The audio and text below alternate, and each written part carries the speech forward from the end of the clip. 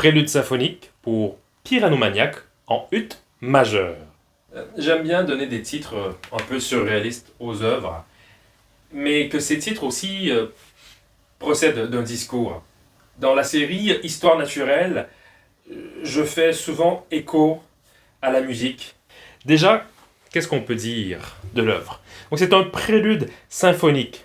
On va parler d'une tonalité bien particulière, celle d'un choix que nous, humanité, on doit faire vis-à-vis de la nature.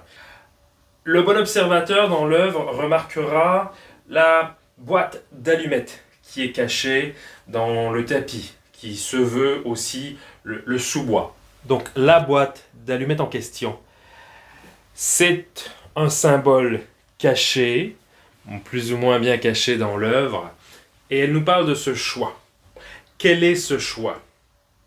Et d'ailleurs, pourquoi l'œuvre nous parle du temps? Elle nous parle d'un instant à proprement parler, celui juste avant le choix, celui de voir s'embraser la nature ou de la conserver et de la voir prospérer. J'ai dissimulé, plus ou moins bien dissimulé d'ailleurs, une boîte d'allumettes dans laquelle j'ai caché certains artefacts. J'aime à cacher des artefacts dans mes œuvres d'art. On est déjà d'ailleurs dans les tonalités très chaudes.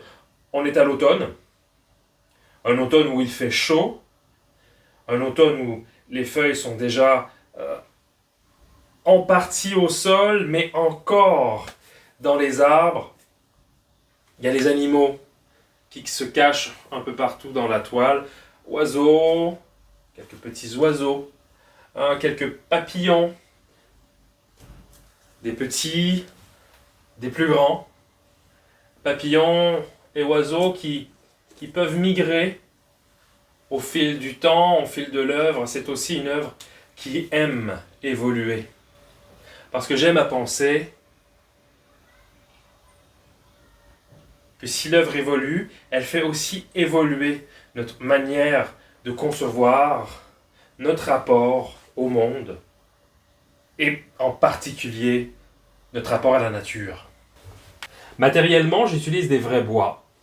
Ils sont traités d'une manière toute particulière. J'utilise les mêmes sels qu'utilisaient les Égyptiens lors des processus de momification. Ils sont donc, à proprement parler, décatis. Ensuite, je les couvre de résine, puis de peinture. En l'occurrence, je voulais rappeler les forêts de bouleau, les forêts boréales, une couleur toute particulière dans la nature, ces troncs blancs, presque bleutés. L'utilisation de la feuille d'or et de la feuille de cuivre, qui à la fois nous ramène vers l'intensité des rayons du soleil couchant ou levant à travers les troncs, mais aussi à ce potentiel de combustion. Retrouvez l'œuvre sur mon compte Singular. Le lien est en description de cette vidéo.